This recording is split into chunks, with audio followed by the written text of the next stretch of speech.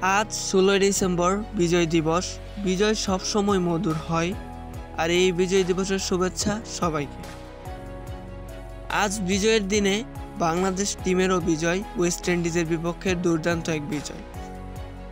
এই জয়ে দুর্দান্ত একটি রেকর্ড গড়েন শেখ মাহাদি।